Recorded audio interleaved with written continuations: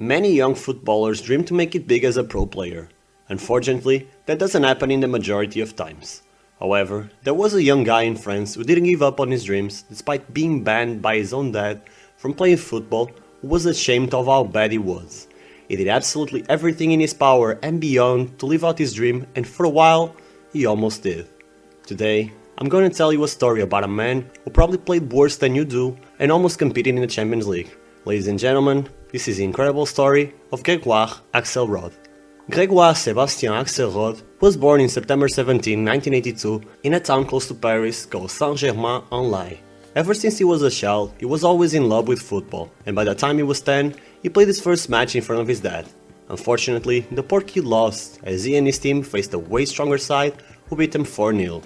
When he met his dad after the game, instead of being comforted, he was prohibited from playing football ever again. Until he was 18, the only times that he would be encountered with a football was in his garden, but when he turned 18, he started playing competitively again. His family did not approve his decision though, and decided to cut ties with him. So despite the fact that he had a rich background, he was forced to work at McDonald's while living in a small studio flat. He was broke and an absolute disgrace at a beautiful game, but that didn't stop him from engineering a plan to fulfill his dreams. A plan that any rational person would deem insane, but Akcelrod was not gonna settle with an ordinary life. So he snuck onto PSG Stadium, took photos with the team's kit, and posted them on his fake website, where he would also publish fake match reports alleging he was scoring goals as if he was Nicolas Anelka. From then on, he would send his website and resume to some of the biggest teams in England, including Chelsea, Arsenal and Manchester City.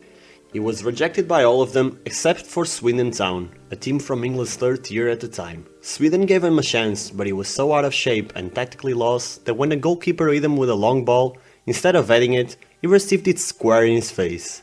Obviously, he wasn't signed. Luckily for him, the Robins weren't the only club convinced by Akcelrod's hoax. Bournemouth's financial problems in the early 2000s meant the amateur Frenchman trained with them for 1 week in their 2007 pre-season campaign.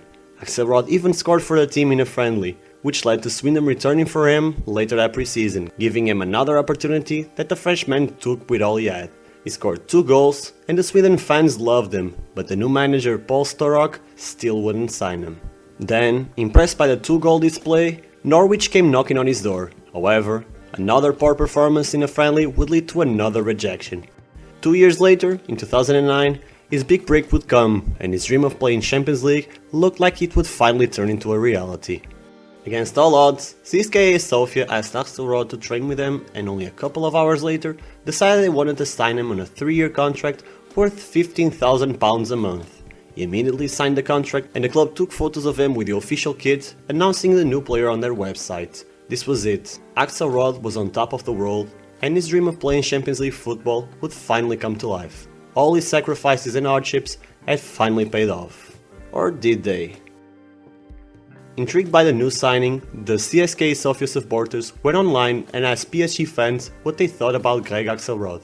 The PSG fans' reply? You can probably guess it. They said he was a fraud, that his website was fake, and that he wasn't good enough to be a professional footballer, let alone a PSG player. The supporters of CSKA were outraged and did everything in their power to make that information reach the club. And when Akcelrod came down for breakfast on Monday morning, nobody from CSKA wanted to know him anymore and told him to head back to France.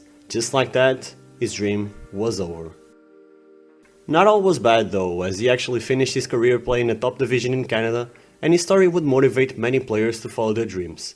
He even has a full-time career in football, just not the one he planned, as he now acts as an agent to young players trying to get into football academies, without scamming the clubs of course. The now 40-year-old has also written an autobiography, Pro at All Costs, detailing his bizarre journey into football and giving advice to young players getting into the game. Let this serve you as inspiration. Of course, if you don't have any talent in a specific subject, you're not gonna make it. But if you're at least a little bit good and give everything you got, you'll improve and you'll get there. If Akcelrod, who couldn't play ball to save his life, almost played in the Champions League, why can't you achieve your dream? Thank you for watching. I'll see you on the next one.